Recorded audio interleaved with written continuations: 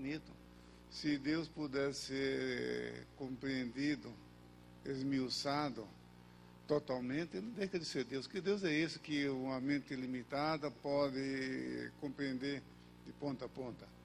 Então, nós sabemos que é uma doutrina bíblica e que os termos, eu falei que Tertuliano, até mostrei aqui na tela, foi ele quem criou o termo trindade, trinitas em latim, e não somente isso, que ele criou 509 substantivos, 284 adjetivos e 161 verbos.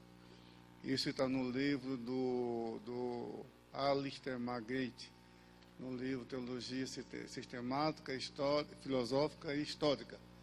Aquele livro ele diz que Tertuliano foi um neologista que criou 509 substantivos, 284 adjetivos e 161 verbos. Ele é reconhecido como o pai do cristianismo latino. Ele foi quem primeiro trouxe a formulação teológica sobre a Trindade. Ele nasceu no ano 155, morreu no ano 224, mas antes dele, os apologistas da igreja, como Atenágoras de Atenas, Irineu de Leão, Justino Marte, e se você ler os seus escritos, eles já apresentam as formulações trinitárias do Pai, do Filho e do Espírito Santo. E Atenágoras, numa carta enviada ao imperador Marcos Aurélio, no ano 177, ele foi ainda de todos esses do segundo século, como Irineu de Leão e Justino Marte, Atenágoras foi mais preciso ainda. Mas a formulação, mesmo teológica, que predominou até hoje, quem iniciou foi Tertuliano. Nós colocamos aqui as ilustrações, aquelas figuras, mostrando que é uma só essência, uma só substância, um só poder, e manifesto em três, que ele chama de graus, que ele chama de aspectos, e que mais na frente, porque o texto que eu mostrei aqui na tela para vocês, é o capítulo 2 da obra Contra Praxeas. Praxeas foi um dos principais expoentes do unicismo no segundo século. Na verdade, Noeto foi quem trouxe essa doutrina de que o Pai, o Filho e o Espírito Santo são apenas três máscaras de um mesmo Deus. E aqui na declaração de fé, que é por onde eu vou começar hoje, está aqui na página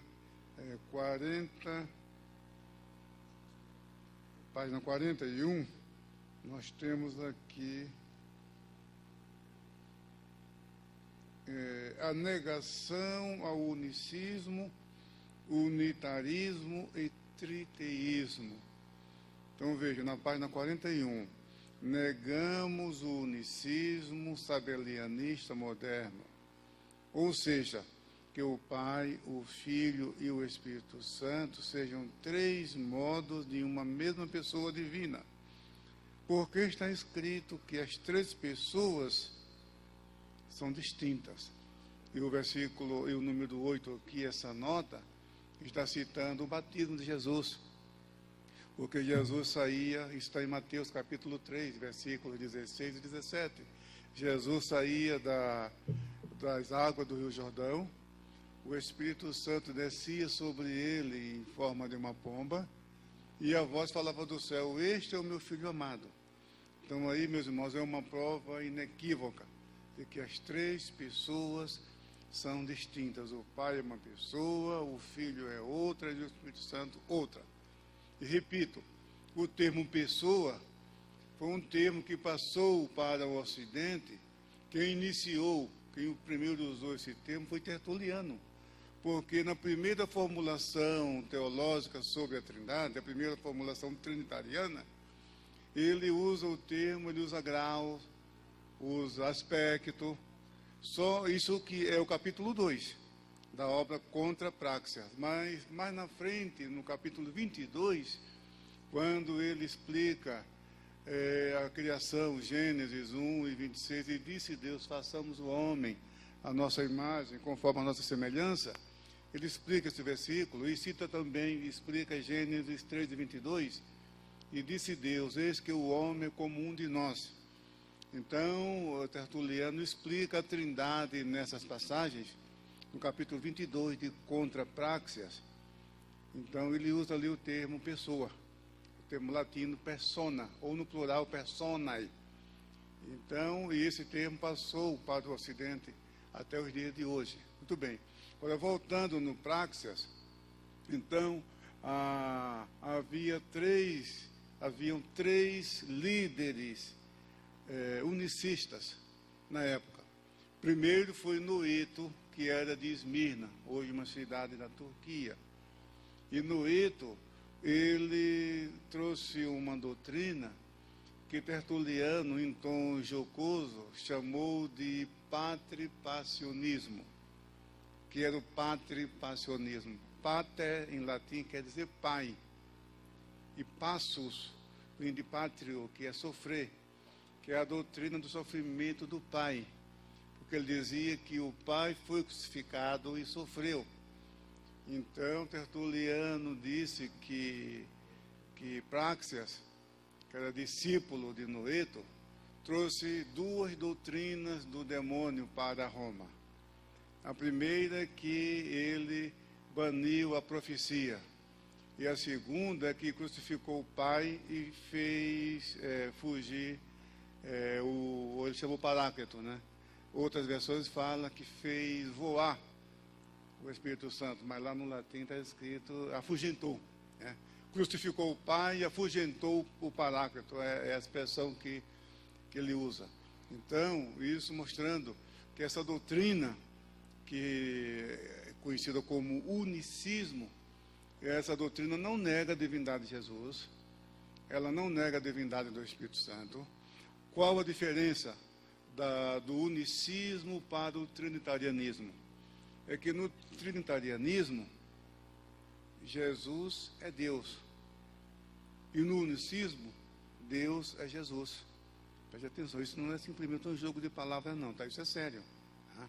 Então, no trinitarianismo, Jesus é Deus. E no unicismo, Deus é Jesus. O que quer dizer com isso? Que no unicismo não existem três pessoas.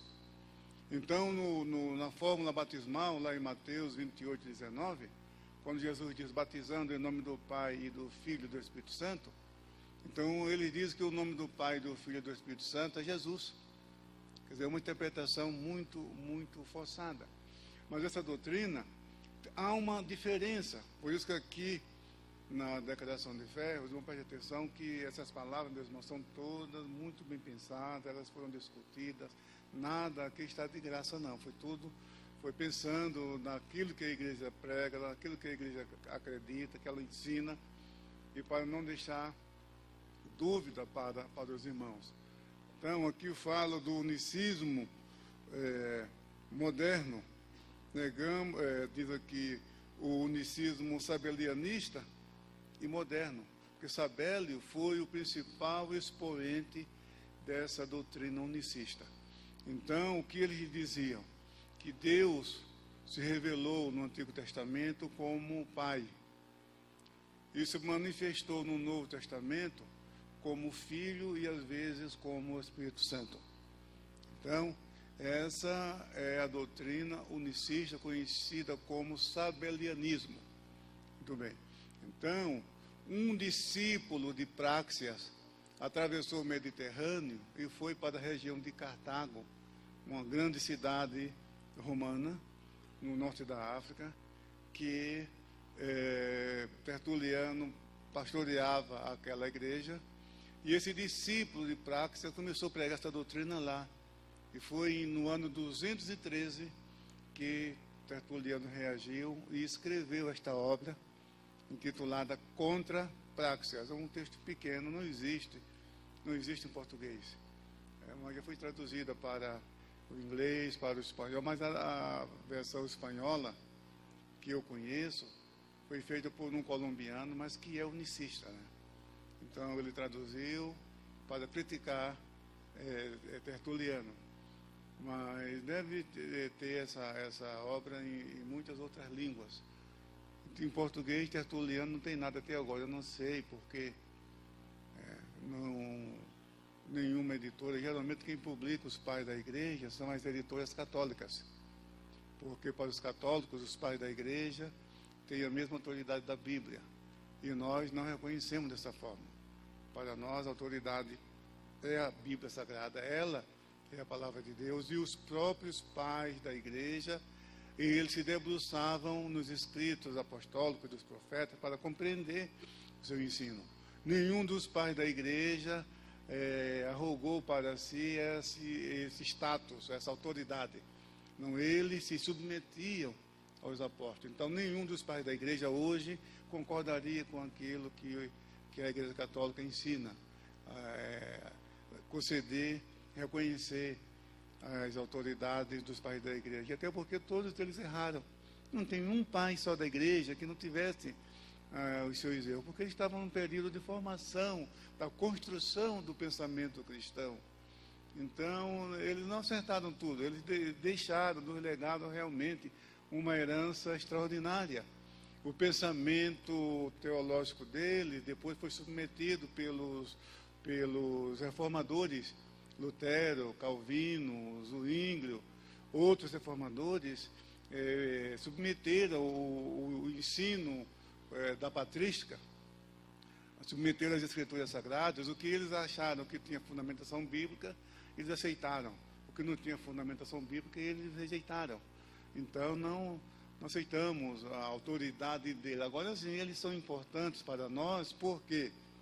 Porque eles mostram qual o pensamento da igreja na época. E, na verdade, foram eles que construíram o pensamento teológico. Então, aquilo que nós cremos hoje, alguém da patrística ensinou no passado, pode ter certeza. Eles não acertaram tudo, mas foi feito um apanhado, um pouco de Orígenes, um pouco de Tertuliano, um pouco de Justino Mártir, um pouco de Agostinho. Bom, Agostinho foi quem mais acertou, mas errou na questão da predestinação. Mas ele acertou em muita coisa. Cipriano de Cartago, Hipólito de Roma, Atanásio, os pais capadócios, eles acertaram. Os acertos foram muito, muito maiores do que os erros. Os erros deles foram coisas insignificantes, com exceção de alguns. Então, nós não reconhecemos os pais da igreja como autoridade para nós. Sim, mas muitos dos seus ensinos, o que eles descobriram, tem fundamentação bíblica, e nós não vamos rejeitar simplesmente porque... eu vi uma vez o irmão falando, não, irmão, não vamos aceitar isso aqui porque é doutrina dos católicos. E daí? Tem tanta coisa dos católicos que nós cremos também. Os católicos creem na Trindade e nós não cremos. Os católicos creem que Jesus ressuscitou dos mortos. Creio ou não creio? Aí, não, agora, irmão, não vamos crer porque os católicos creem. Não, irmão, não é assim, está errado. Está errado. Eles preservaram muita coisa. A Igreja Católica a diferença, o divisor de água entre evangélicos e católicos está no culto de Maria, no culto dos santos. Aí que está o divisor de água. Tem outros erros? Tem. O celibato clerical, bom, mas aí o prejuízo é dos padres, né? Ele que fica no prejuízo. Não se casa, não constrói família. Então, tem essas coisas. Mas o pensamento principal foi preservado. Quem preservou isso? Foi a Igreja Católica. Não é porque os católicos creem, não, nós temos muitas coisas em comuns, tanto na teologia como na ética. Eles são contra a prática homossexual. Agora, mas tem irmão que, não, irmão, isso é doutrina dos católicos, e daí? Mas se tem fundamentação bíblica, é nossa também, é o nosso compromisso com a palavra de Deus. Agora, se tem muita coisa em comum, nós não vamos recusar simplesmente por causa disso. Muito bem, então, o que acontece? Esses homens, eles acertaram, eles deixaram um legado realmente extraordinário para o cristianismo futuro, para as gerações vindouras. Então, o que acontece? esses três unitaristas, eles pregavam essa doutrina, só que Sabélio, que era o expoente, ele foi derrotado, ele foi vencido, e aos poucos o unicismo desapareceu das igrejas. Depois ressurgiu, acho que no século IX, século VIII, mais ou menos, na Espanha. Mas não demorou muito também, logo desapareceu. Agora voltou em 1914, no Arroio Seco, na Passadina. Pastor Paulo Freire foi missionário ali naquela região, ele conhece esse lugar. Eu já passei por lá algumas vezes. Arroio Seco, na Passadina, pertinho de Los Angeles. Em 1914, numa pregação, um missionário, um pastor canadense, na sua pregação para uma multidão, ele abriu um parênteses na sua mensagem e disse: irmãos, eu acho que o cristão deve ser batizado em nome de Jesus para ser salvo. Fechou parênteses e continuou a mensagem. Mas depois ele viu que cometeu um erro e tentou corrigir, mas acontece que naquela multidão estava um cidadão, um imigrante alemão, e ele disse que naquela noite Deus falou com ele. E aí ele criou o movimento unicista moderno. E muita gente acompanhou. A mãe de Stanley Horton conta isso num livro pequenininho publicado pela CPAD, intitulado O Movimento Pentecostal, de Stanley Horton, um grande teólogo americano da Assembleia de Deus, faleceu recentemente, já com uma idade avançada, um homem doutor da palavra, um homem com formação acadêmica, se formou, fez doutorado em teologia, esteve em Israel trabalhando nas escavações arqueológicas, e assim por diante. Um homem muito respeitado. Ele tem muitos livros publicados no Brasil pela CPAD, publicados em espanhol e muitas outras línguas. Ele, para a Assembleia de Deus, foi um grande mestre, doutor da palavra. Então, ele, nesse livro, que é um livro pequenininho, ele diz que a mãe dele, porque ele parece que é da 4ª geração da Rua Azusa, do movimento da Rua Azusa. Ele disse que a mãe dele aderiu a esse movimento. A mãe dele não me lembro se era recém-casada, se ainda era solteira, mas depois ela caiu a ficha, ela voltou atrás. Certo? Então, e esse movimento, ele se expandiu no sul dos Estados Unidos e ele foi se subdividindo, muitas divisões foram acontecendo nesses movimentos unicistas. Agora, a diferença entre os unicistas da atualidade, no Brasil nós temos a igreja local de Witness Lee, que distribui pelas igrejas aí um jornalzinho chamado Árvore da Vida. Aquele movimento é unicista. Se você pegar um jornal daquele, é só você ver no expediente que ali tem um resumo do credo dele, do pensamento teológico dele, e ali ele assume com todas as letras que eles são unicistas. Ele diz que não são sabelianistas, porque há uma pequena diferença entre os unicistas de hoje e os sabelianistas do passado. A igreja Voz da Verdade, do conjunto Voz da Verdade, aquelas músicas, nós em Jundiaí há mais de 20 anos, desde que descobrimos que eles eram unicistas, que nós proibimos. Em Jundiaí não se canta esse hino. Em muitos lugares eu sei que não canta, mas tem outros que muita gente acha que não tem problema, sabe? São obreiros que muitas vezes não têm discernimento teológico e acha que não tem problema, porque a letra... Na verdade, eles cantam bonito, e isso não negamos. Eles cantam bonito, sim. E às vezes o hino confunde. Ele tinha um hino que fala que Jesus é Deus, que Jesus é Jeová, que Jesus é o Shaddai. Está certo, mas só que o contexto dele está errado. Só que o contexto dele está adulterado. Jesus é Deus, é verdade, mas só que para ele Jesus não é Deus, Deus é Jesus. É aquilo que eu falei. Eles invertem. Então, a diferença está nisso, que para os sabelianistas, Deus se manifestou como Pai no Antigo Testamento, se manifestou como Filho no Novo Testamento e também como Espírito Santo. Mas os unicistas de hoje, os modernos, eles falam que Deus uma hora se manifesta como Pai, outra hora como Filho, outra hora como Espírito Santo. Há um comentário de Witness Lee, que é o fundador da igreja Igreja Local, obrigado, Igreja Local. Então ele diz, apresenta alguns exemplos, e um deles ele fala de um homem que é médico e que é professor e que é casado.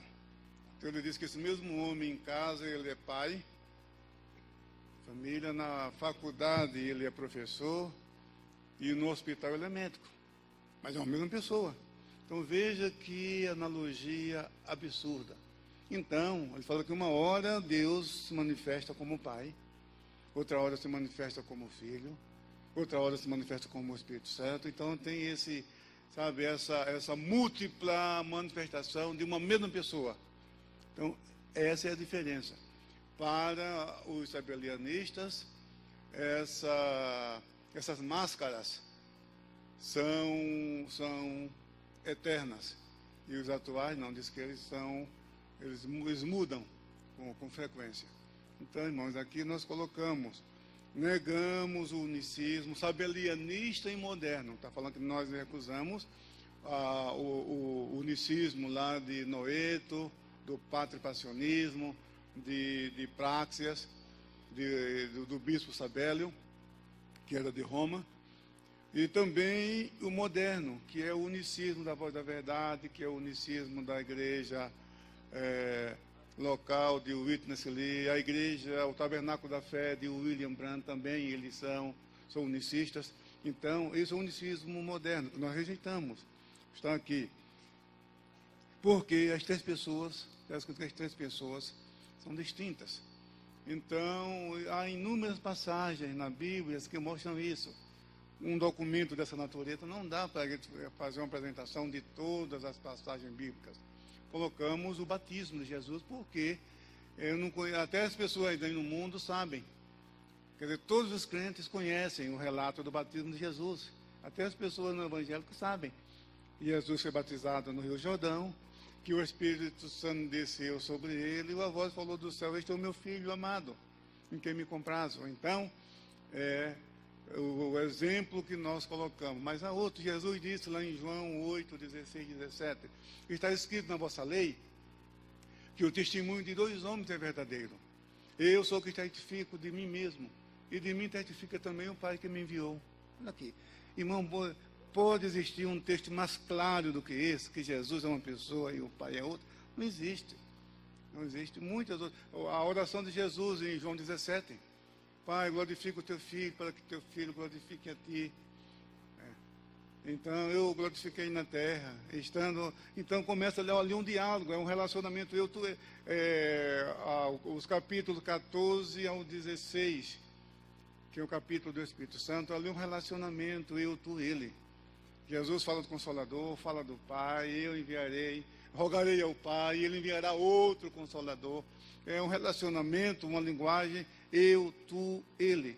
Então, irmãos, esse unicismo, na verdade, não passa, como diz Stanley Horton no Tratado de Teologia Sistemática. Na verdade, não é a autoria dele, ele é o editor.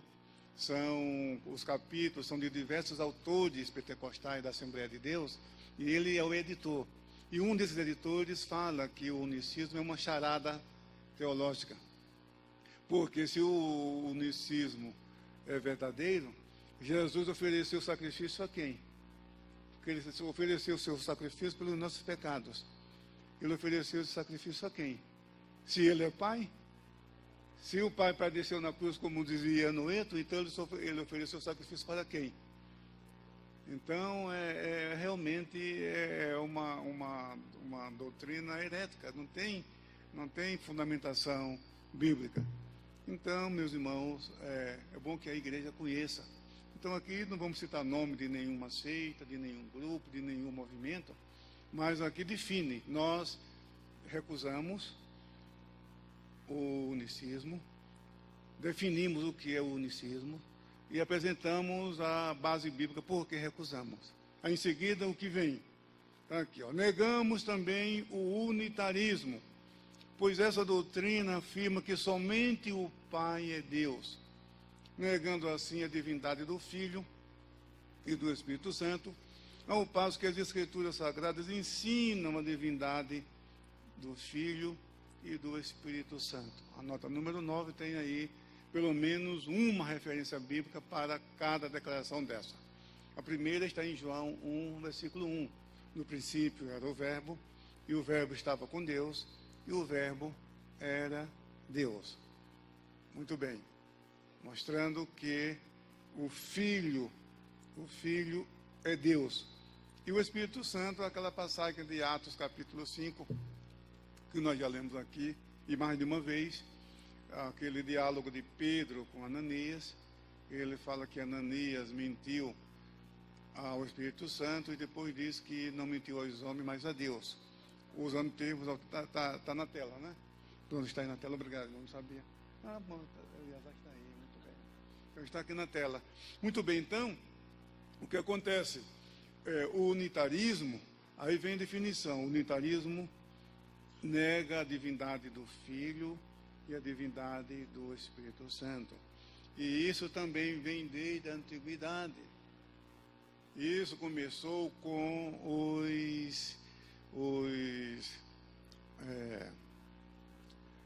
os dinâmicos, os monarquianistas dinâmicos, que depois foi aperfeiçoado por Ário. Os dinâmicos diziam que Jesus recebeu poderes, mas não era Deus igual ao Pai. E outros diziam que quando ele foi batizado no Rio Jordão e o Espírito Santo desceu sobre ele, ele recebeu o status divino, mas que não era Deus. Então, isso não é hora, né? Eu esqueci de... Desculpa, deixa eu colocar aqui no modo avião. Geralmente, quando eu entro na igreja, eu costumo colocar no modo avião, porque aí ninguém... Deixa eu colocar aqui...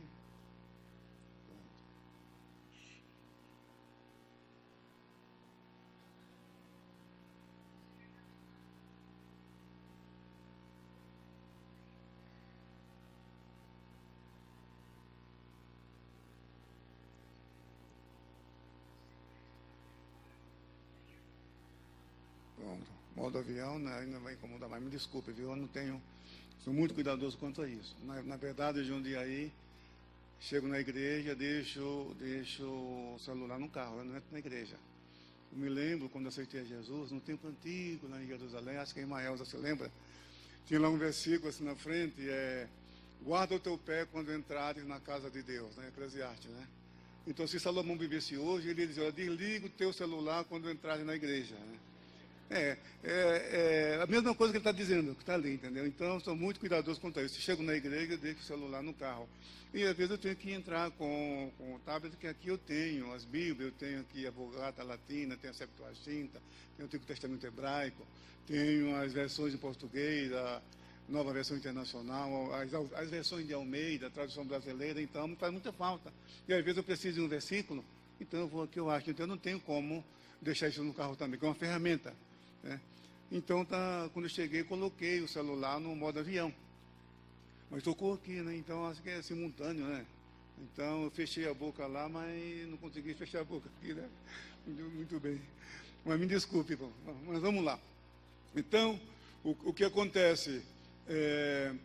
A tendência deles era, a gente até entende, na época, não havia ainda a formulação teológica já concluída, e eles estavam procurando defender a fé cristã. Só que eles desconsideraram, o problema foi esse, que eles desconsideraram a crença das igrejas. Porque aquelas igrejas da região, Jerusalém, Antioquia, Atenas, Corinto, Tessalônica, Bereia, sabe, todas aquelas igrejas em volta do Mediterrâneo, elas foram fundadas pelos apóstolos ou alguém ligado aos apóstolos.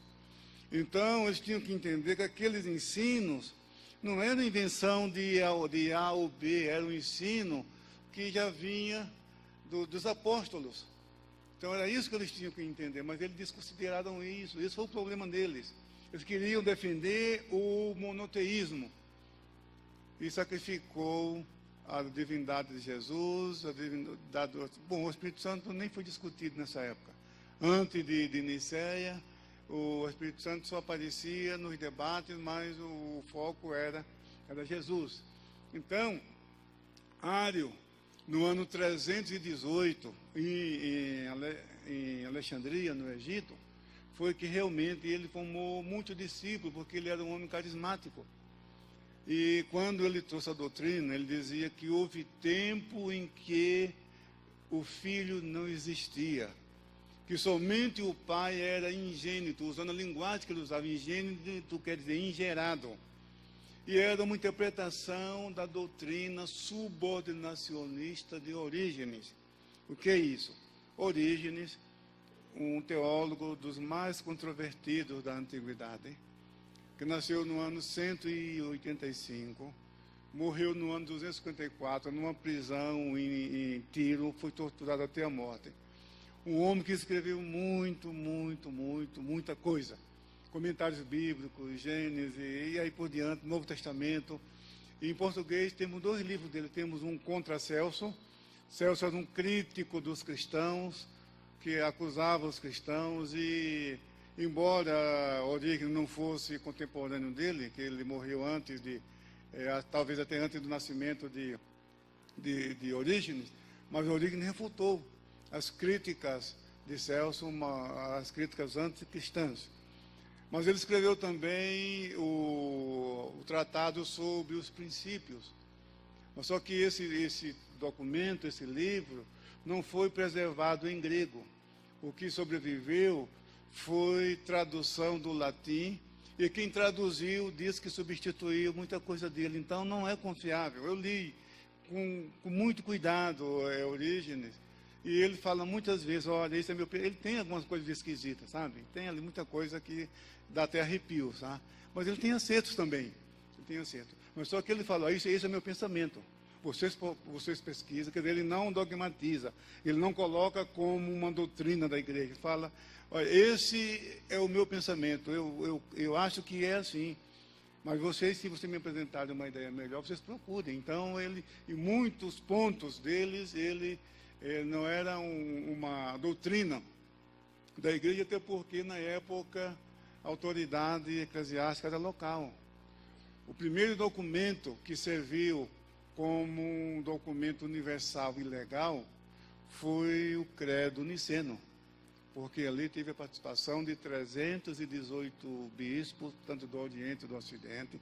Apenas 2 não assinaram esse credo e foram banidos, foram para o exílio, esses 2, mas 316, até Eusébio de Cesareia, depois teve que se explicar. Eu tenho uma carta dele que ele mandou para Cesareia, para as igrejas, sobre a sua jurisdição, tentando se justificar por que assinou. Não, sabe, eu achava que Romuúcio não era isso.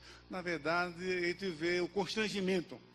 Ele assinou, talvez ficou com medo de Constantino, não sei a razão, mas ele comunicou para os pastores da sua jurisdição eclesiástica, tentando, quer dizer, porque ele seguia a linha subordinacionista de Orígenes, que Orígenes influenciou todo o Oriente nos 100 anos depois da sua morte. Ele exerceu forte influência. Só que havia duas interpretações, porque o assunto não ficou muito claro. Os termos que ele usava não tinha realmente. Os pais capadócios, eles deram definição precisa desses termos de origem filosófica, porque na época esses termos flutuavam, sabe? E, às vezes, foi disso que Eusébio de Cesareia se valeu. Não, mas o Romuúcio, sabe, significa também isso, e eu pensava que era assim, entendeu? Então, foi realmente um constrangimento para ele. Mas Ário, ele defendia, e quando ele foi excluído da igreja, os arianistas faziam um protesto com faixa na frente da igreja, e a palavra de ordem era essa: houve tempo em que o filho não existia. Houve tempo em que o filho não existia. Veja que no Credo Niceno, na última cláusula, vamos ver aqui na página, interessante que aquilo ali era uma resposta a Ário. Aqui, olha, na página 217, desculpe, 218. Não é 218, deixa eu ver aqui. É 218, senhor, obrigado. Olha aqui, ó. No credo niceno, como ele é curto, eu vou ler ele inteiro, mas preste atenção na última cláusula, né? Cremos em um só Deus, Pai onipotente, Criador de todas as coisas visíveis e invisíveis. E em um só Senhor Jesus Cristo, Filho de Deus, unigênito do Pai, que é da substância do Pai, Deus de Deus, luz de luz, verdadeiro Deus e verdadeiro Deus, gerado, não feito, de uma só substância. Aí aqui está entre colchetes, né? Homoúcios, essa que foi a palavra-chave, a palavra que trouxe problema depois. Homoúcios. Homoúcios quer dizer da mesma substância. Homoúcio, então, aqui está traduzido consubstancial com o Pai, né? Porque está homoúcios com o Pai. Então, homoúcio quer dizer que é da mesma substância, que é igual ao Pai. Então, a comissão achou interessante inserir esse termo conforme está na língua grega, no texto, na língua original desse credo, em que esse credo foi redigido. Então, com o Pai, por meio de quem todas as coisas vieram a existir, as coisas que estão no céu e as coisas que estão na terra, que por todos nós, homens, e por nossa salvação, desceu e foi feito carne, e se fez homem, sofreu e ressuscitou ao terceiro dia, subiu aos céus e virá para julgar os vivos e os mortos. Aqui nada mais é do que uma reafirmação do credo dos apóstolos que já existia desde o final do segundo século. Então, cerca de 100 anos depois, um pouco mais de 100 anos depois, esse concílio está reafirmando o credo dos apóstolos, que na época não tinha ainda força universal, era local. Só no quarto século que o credo dos apóstolos ganhou essa força de um credo universal a ser seguido por todo o cristianismo. Muito bem. Agora veja, depois, e também no Espírito Santo, só que não fala mais nada, só simplesmente fala que crê no Espírito Santo, mas não diz quem ele é. Agora veja a última cláusula que diz aqui, ó. Aqui está dando a resposta a Ário. Mas aqueles que dizem, houve um tempo quando ele não era, e ele não era antes de ter nascido, e ele foi feito do que não existe, ou ele é de outra substância ou essência, ou o Filho de Deus é criado, ou mutável, ou alternável, eles são condenados pela Igreja Cristã e Apostólica. Aqui, então, essa última cláusula estava realmente dando uma resposta a Ário e aos seus simpatizantes, aos arianistas.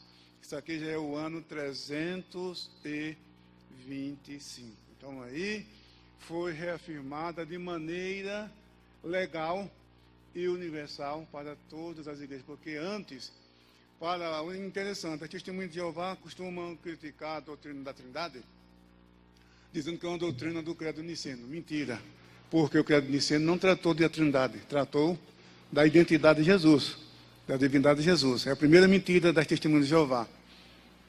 A segunda mentira da Testemunha de Jeová, que é uma doutrina que foi promulgada por um rei pagão. Outra mentira. Por quê? Porque ninguém tinha autoridade para convocar um concílio. Porque a autoridade era local. Quando você lê os pais da igreja, a doutrina deles, não pensa que aquilo era seguido por todas as igrejas do Mediterrâneo, pelo Oriente, pelo Ocidente, por toda a cristandade. Não. O pensamento dele era sobre a sua jurisdição eclesiástica. Às vezes ele tinha um pensamento teológico e outra jurisdição eclesiástica tinha outro pensamento. Tinha leve diferença, tinha ponto comum, tudo bem, mas tinha também diferenças. Então, agora como organizar uma reunião cujo resultado, cuja decisão tenha força de lei para todo o cristianismo? Tem que ser o imperador, não tinha outra pessoa. O imperador convocou.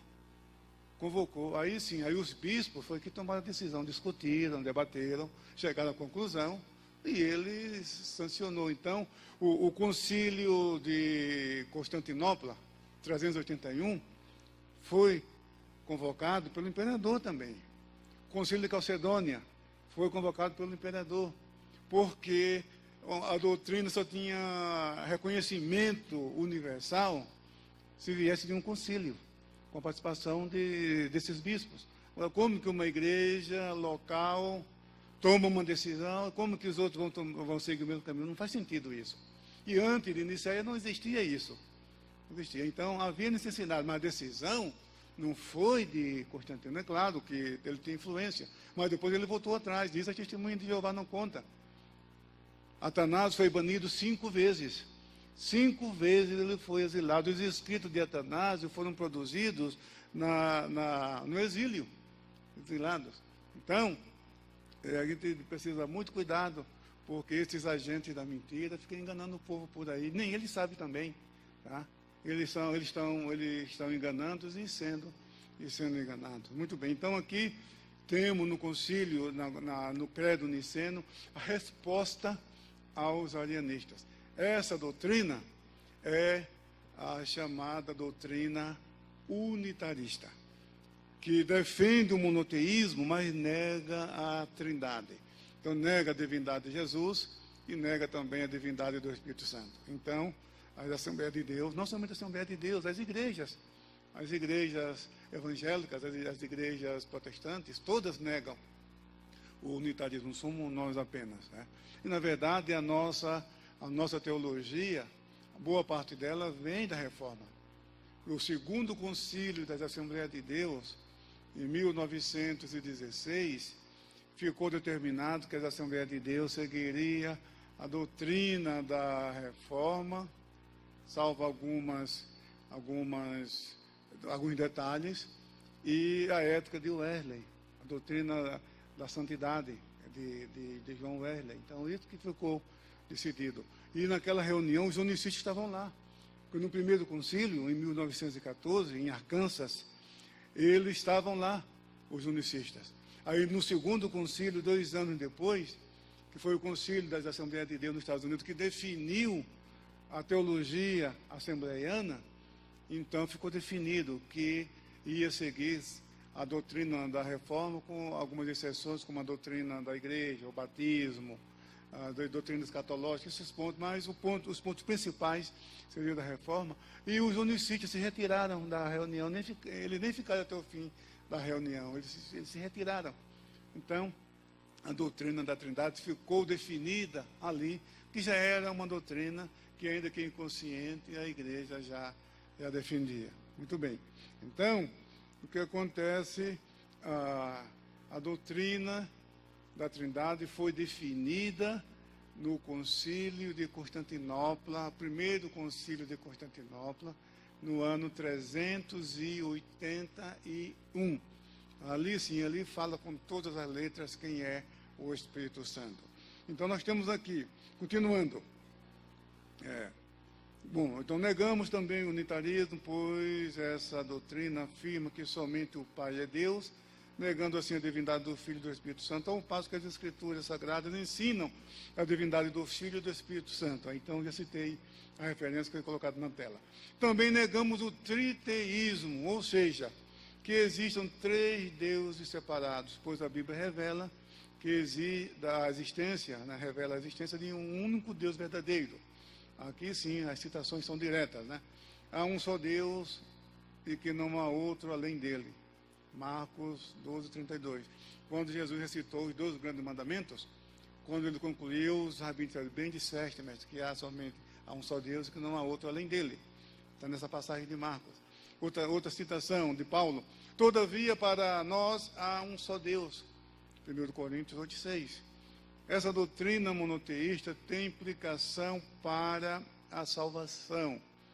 E a vida eterna é esta: que te conheçam a ti só por único Deus verdadeiro e a Jesus Cristo a quem enviaste. João 17, 3. Eu vou explicar isso mais na frente, quando for citar o credo de Atanásio. Muito bem. Então, cremos que a doutrina da Santíssima Trindade é uma verdade bíblica conforme definida no credo de Atanásio. Agora, meus irmãos, o credo de Atanásio, aqui tem apenas 2 artigos do credo de Atanásio. O 2 e o 3, né? De que diz assim: A fé universal é esta: que adoremos um Deus em trindade e trindade em unidade. Não confundimos as pessoas, nem separamos a substância. Então veja, os triteístas acreditam em mais de um Deus. Os unicistas confundem as pessoas e os unitarianistas separam a substância. São crenças inadequadas que estão em desacordo com a fé cristã bíblica e histórica, razão pela qual nós as rejeitamos. Há um só Deus que subsiste em três pessoas distintas, definidas e identificadas com a mesma natureza divina. Muito bem. Agora, irmãos, eu quero concluir. Eu queria falar sobre o tópico seguinte, mas a hora me manda parar. Eu tenho mais uns 10 minutos. Então, é o seguinte. Mas dá, na próxima semana dá para concluir. Então, veja, o credo de Atanásio, ele é o mais longo dos 5 credos ecumênicos. No primeiro dia, eu falei do credo dos apóstolos, mencionei, né, o credo niceno, o credo niceno-constantinopolitano. Por que tem esse nome? Porque reafirma a formulação de Niceia. Niceia é uma cidade da Turquia, hoje se chama Iznik, na Turquia. E por isso que chama o de Constantinopla, que hoje é Istambul, e o credo de Calcedônia, 451. Calcedônia hoje é um bairro de Istambul. Muito bem. E o credo de Atanásio não é dele. Tem esse nome porque os 9 manuscritos latinos, porque ele não foi produzido em grego, foi produzido em latino, mas existe manuscrito grego, mas que é tradução, segundo os peritos. E todos os 9 manuscritos gregos do credo de Atanásio que sobreviveram, têm como título, né, credo de Atanásio, credo de Santo Atanásio, bispo de Alexandria e tal. Então, tem só no cabeçalho, tem essa informação. Mas a maior parte, uma considerável parte desse credo, são ensinos de Agostinho de Hipona. Existe em português, Agostinho, conhecido aí fora como Santo Agostinho. Ele é muito, muito respeitado até no mundo acadêmico, no mundo secular, pela sua erudição. Ele foi o primeiro pensador cristão, o primeiro filósofo cristão. Ele é estudado nas universidades, nos cursos de filosofia, é respeitado pela sua vida íntegra. Diz que ele recusou, se ele quisesse, ele seria papa, ele não quis. São 2 na história, Agostinho de Hipona e Tomás de Aquino. São 2 que recusaram ser bispo de Roma. Hoje eles falam papa. Tá? Então, e ele é respeitado. E outra coisa, a erudição desses homens, o pensamento dele, a inteligência.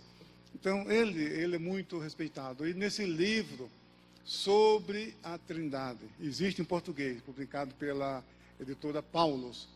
Então, nesse livro, ele tem capítulos inteiros que ele explica, sabe? Aqueles versículos que a Testemunha de Jeová gosta muito, que eles usam para negar a divindade de Jesus, para negar a Trindade. Agostinho explica um por um. E cada explicação que você fica de queixo caído, como naquela época eles já tinham essa visão da palavra de Deus. É uma coisa que muitas vezes impressiona assim. Muito bem. Então, e o credo de Atanásio está aqui. Olha, vamos ver, nós temos, a comissão achou por bem colocar esses credos ecumênicos no final como um apêndice, para mostrar para a nossa geração que nós cremos nas mesmas coisas que os primeiros cristãos criam também.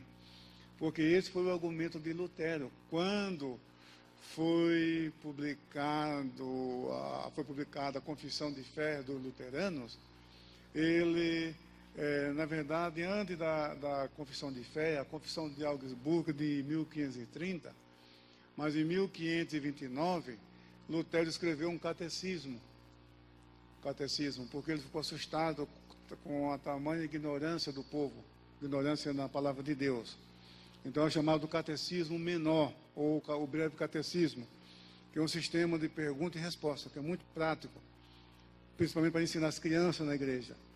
Então, nesse catecismo, ele trata dos 10 mandamentos, do Pai Nosso e do Credo dos Apóstolos. É uma explicação dos 10 mandamentos, do Pai Nosso e do Credo dos Apóstolos. Então, isso em 1529. Como a aceitação foi grande, aí no mesmo ano ele escreveu um outro catecismo para a liderança, que é chamado de Catecismo Maior. Então, antes da confissão de fé de Augsburgo, que é a confissão dos luteranos, Lutero já tinha preparado 2 catecismos para o ensino da igreja. Então, e ele explicou por que usar os credos. E hoje, se você pegar o livro de Concórdia, o livro de Concórdia é o manual de fé da igreja luterana.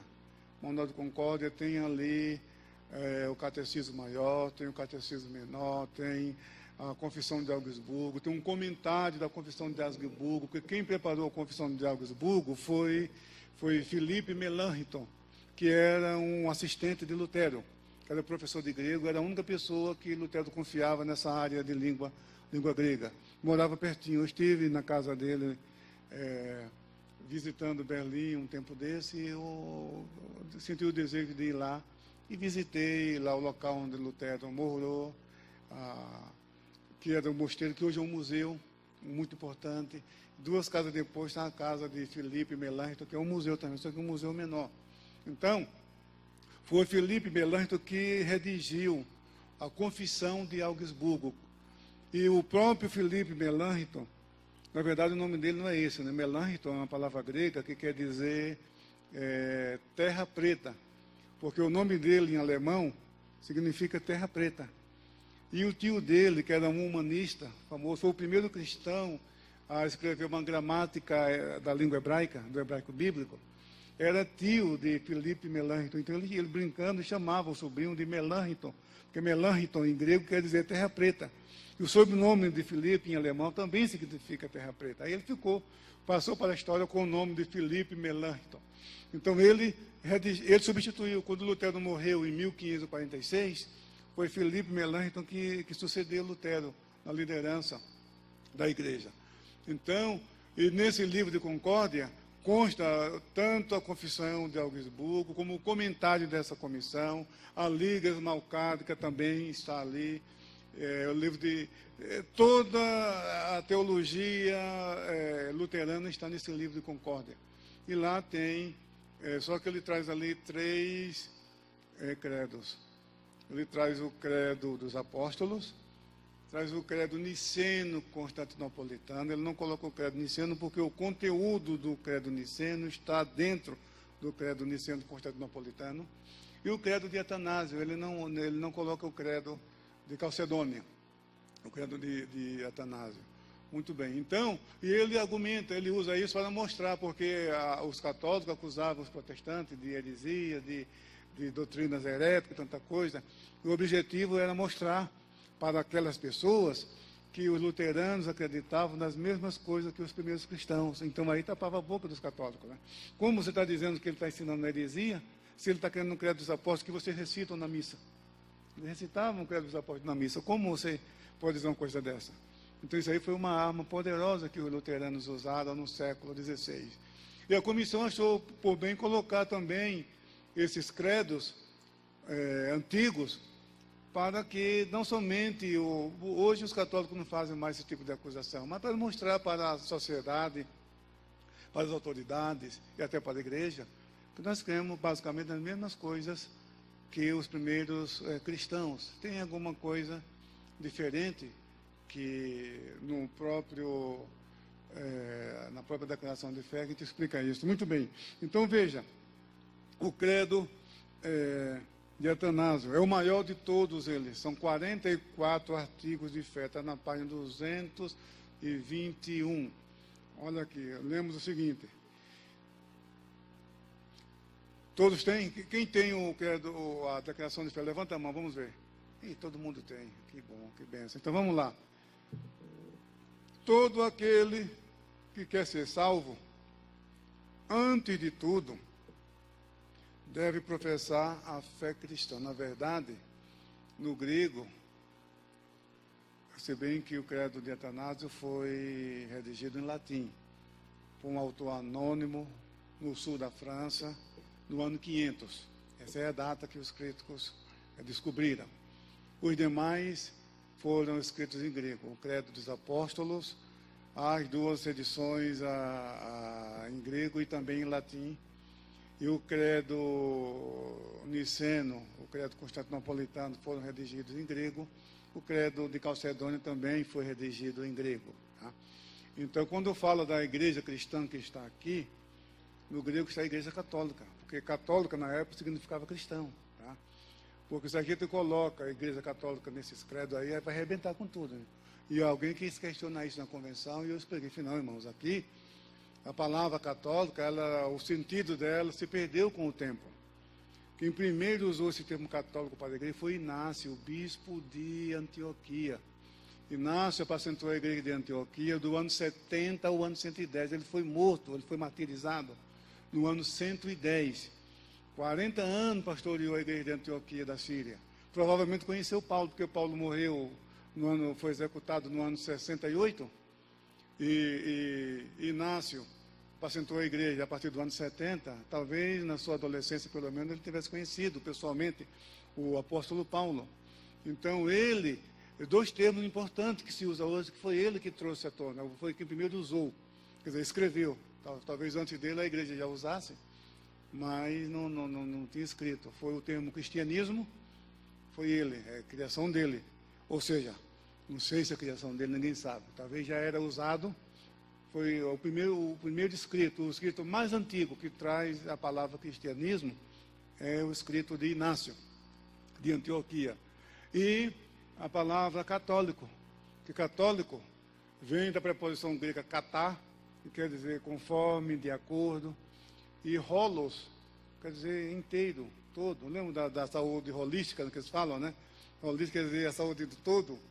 Holocausto, né? Holos quer dizer queima total.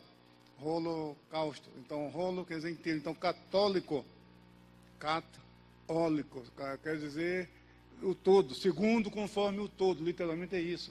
Eu não tenho usado para designar o cristianismo, porque já estava em toda parte. Então, na época, essa palavra católico significa geral, significa universal. Então, a comissão achou por bem, se a gente coloca aqui universal, o bispo Maciel vai dizer, opa, eu estou bonito no pedaço. Os irmãos acharam que não devíamos usar o termo universal. Aí, usar geral, aí vai ficar feio, vai ficar uma redação feia, na igreja geral, coisa feia. Então, aí nós lembramos que Lutero usa a igreja cristã no credo dos apóstolos e no credo niceno constantinopolitano. Interessante que eu participei de um culto reformado em Berlim, quando minha filha estava estudando na Alemanha, e ela frequentava uma igreja, e lá os cultos eram no domingo de manhã. Eu fui com ela para a igreja para ver, e lá eles entregavam, inclusive lá eles recitam o credo niceno constantinopolitano, sabe, todo mundo recebe, a igreja recita esse credo. Então, e lá fala a igreja cristã, está lá em alemão. E Lutero, ele empregou igreja cristã também, nesses credos. E interessante que no livro de Concórdia tem uma explicação que Lutero justifica porque emprega a igreja cristã e cita um autor antes dele, pelo menos 20 anos antes, que já usava o termo igreja cristã no credo dos apóstolos e no credo niceno. Então, nós achamos por bem adotar também igreja cristã, porque se coloca igreja católica, e hoje igreja católica na cabeça de muita gente é a igreja católica romana. Igreja Católica Apostólica Romana, que está tudo errado ali, nem é católica e nem é romana, né? Esse nome veio do concílio de Trento. Esse nome, o catolicismo de hoje é o catolicismo que nasceu no concílio de Trento. E ali eles adotaram o nome Igreja Católica Apostólica Romana. Então esse nome é uma contradição em si. Como que ela pode ser católica? Como que ela pode ser geral e romana? Se ela colocou romana, então restringiu. É uma igreja romana. Se é romana, é de Roma. Se é de Roma, como pode ser geral? É uma contradição já no nome, a começar pelo nome. Então, a comissão achou por bem, não, irmão, vamos adotar, nós não somos pioneiros nisso, nós não estamos inventando isso. O reformador Lutero, que que tem peso no mundo inteiro, no mundo protestante e no mundo evangélico. Então, a comissão adotou a Igreja Católica e a convenção aprovou no dia da promulgação, da aprovação do documento. Muito bem. Então, vamos lá. Todo aquele que quer ser salvo, antes de tudo, deve professar a fé cristã, a qual é preciso que cada um guarde perfeita e inviolada, ou terá, com certeza, de perecer para sempre. A fé cristã é esta, que adoremos um Deus em trindade e trindade em unidade. Não confundimos as pessoas, nem separamos as substâncias. É exatamente o que está citado lá no capítulo 3 sobre a trindade, né? Então, pois existe uma única pessoa, do Pai, outra do Filho e outra do Espírito Santo. Aí já é Agostinho. Isso aí está no livro sobre a Trindade de Agostinho. A partir daí, pois existe uma única pessoa do Pai, outra do Filho e outra do Espírito Santo. Mas a deidade do Pai, do Filho e do Espírito Santo é toda uma só. Glória é igual e a majestade é coeterna. Tal como é o Pai, tal é o Filho e tal é o Espírito Santo. O Pai é incriado, o Filho é incriado e o Espírito Santo é incriado. O Pai é imensurável, o Filho é imensurável e o Espírito Santo é imensurável. O Pai é eterno, o Filho é eterno e o Espírito Santo é eterno. No entanto, não são três eternos, mas há apenas um eterno. Da mesma forma, não há três incriados, nem três imensuráveis, mas um só incriado e um só imensurável. Assim também o Pai é onipotente, o Filho é onipotente e o Espírito Santo é onipotente. No entanto, não há três onipotentes, mas sim um onipotente. Assim o Pai é Deus, o Filho é Deus e o Espírito Santo é Deus. No entanto, não há três deuses, mas um Deus. Assim o Pai é Senhor, o Filho é Senhor e o Espírito Santo é Senhor. Todavia não há três senhores, mas um Senhor. Assim como a veracidade cristã nos obriga a confessar cada pessoa individualmente como sendo Deus e Senhor, assim também ficamos privados de dizer que haja três deuses ou senhores. O Pai não foi feito de coisa alguma, nem criado, nem gerado. O Filho procede do Pai somente, não foi feito, nem criado, mas gerado. O Espírito Santo procede do Pai e do Filho. Não foi feito, nem criado, nem gerado, mas procedente. Há, portanto, um Pai e não três pais, um Filho e não três filhos, um Espírito Santo, não três Espíritos Santos.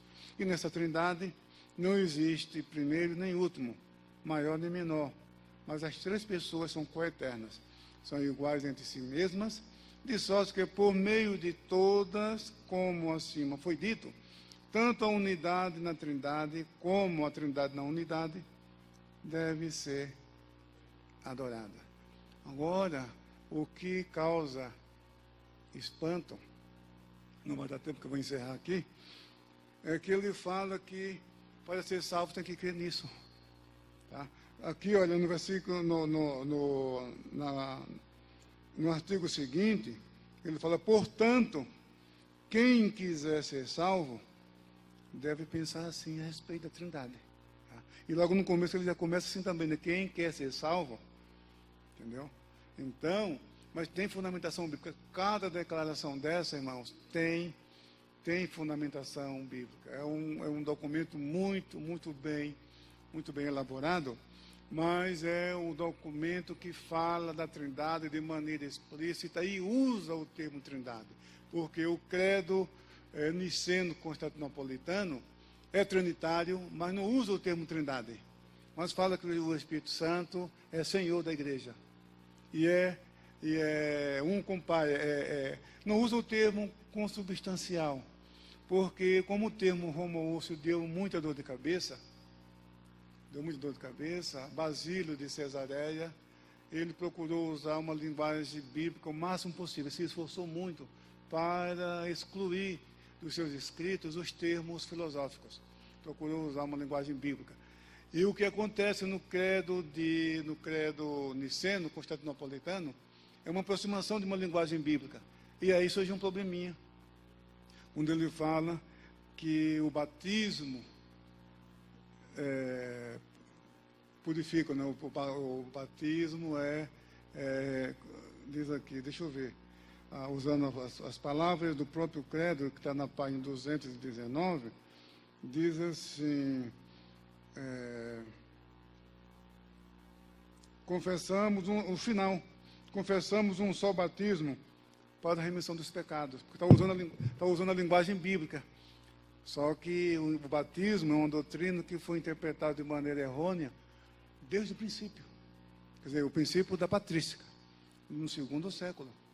Então, porque eles interpretavam, quer dizer, o pensamento paulino sobre o batismo foi desviado muito cedo na história. Então, eles diziam o seguinte: a pessoa vem para a igreja, a pessoa se converte e no batismo ela tem os pecados purificados. Por isso que surgiu a doutrina da Igreja Católica, da penitência, né? Quer dizer que uma vez foi perdoado, aí se pecasse de novo, só tinha direito a uma penitência. Aí tinha que fazer jejum, vestir-se de saco e aquele negócio todo que a Igreja Católica manteve por muito tempo. Então, muitos tinham medo, aí deixavam para o final. Por isso que Constantino não quis se batizar, né? Constantino deixou para se batizar por fim, né? Por fim, porque a interpretação deles era essa: veio para a igreja, aceitou Jesus, foi batizado, o pecado está purificado. Aí não tinha direito mais a pecar. Eu não sei o que eles faziam com João 1 e versículo 8, né? Se alguém pecar, se eles sabem que não temos pecados, enganamos a nós mesmos, não há verdade não é em nós, mas se confessamos nossos pecados e assim por diante. Então, era essa a doutrina na época. E era uma penitência pesada. Então, eles achavam que era pela penitência que os pecados eram purificados. Então, e muitos deixavam para confessar, para a penitência já no final da vida. E Constantino foi assim. Constantino deixou para se batizar já no final, para escapar dessa penitência. Então, aquilo é uma falha. Por isso que eu falei que eles erraram também. Como eles estão usando a linguagem bíblica, não é isso que Pedro disse lá no dia de Pentecostes? Sejam batizados para a remissão. Tá? Mas aí, só que a interpretação dessa frase causou esse problema. Mas no final a gente explica isso aí. Então mesmo eu paro por aqui, porque a hora já deu. E espero na próxima semana concluir esse assunto. Não concluir, que isso aqui não termina nunca, né? Mas o capítulo, né? Concluir o capítulo, né? Porque o assunto ele não termina nunca, né? Muito bem, muito obrigado a todos pela sua atenção. Amém.